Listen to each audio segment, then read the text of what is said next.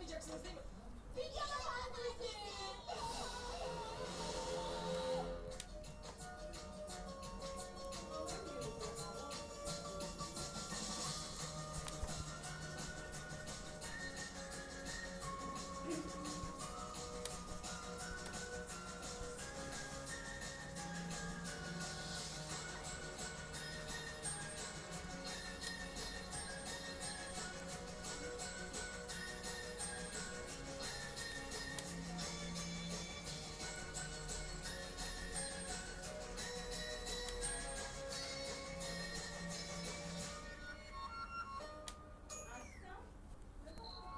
Erkekleri ne kadar beğeniyorsunuz?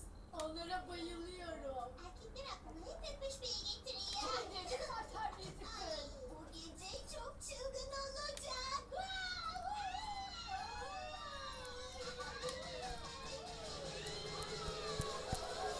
Kızlar ne olur bana makyaj yapın. Sen zaten böyle güzelsin Brenda. Makyaja ne gerek var ki? Makyaj, makyaj, makyaj.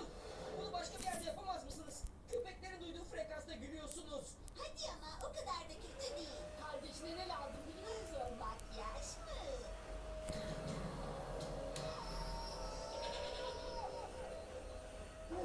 Hey sus! Bu akşam mola odamda uyuyabilir miyim?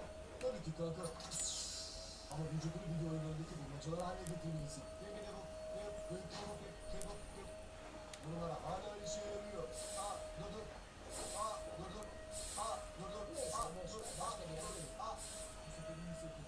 Dur dur. Yıldızların altında uyumak. Fena değil. Git buradan! Kış git buradan!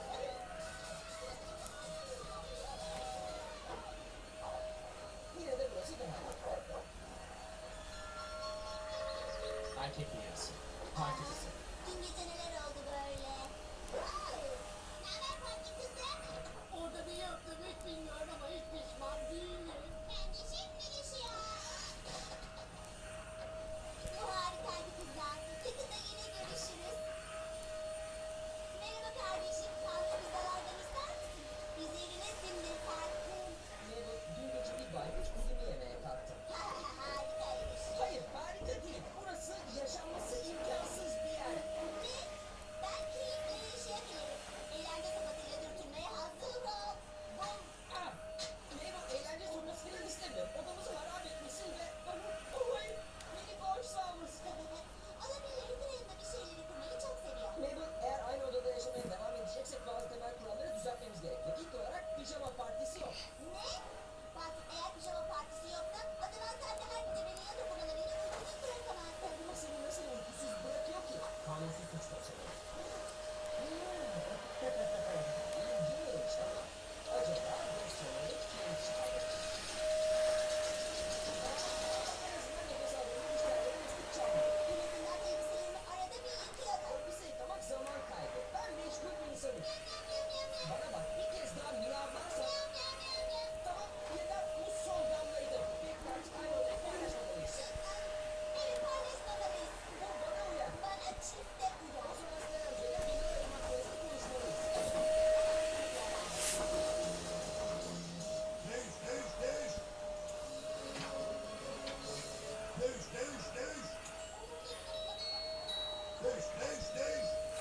Değiş. Ne bekliyorsun? Televizyon benim ne istediğimi biliyor. Selen amca biz farklı odalar istiyoruz. Ben de sihirli kara pantolon istiyorum. Böyle bir şey olmayacak. İyi para kandırırım. Hadi ama Selen amca bir yolu bulamaz mıyız ya?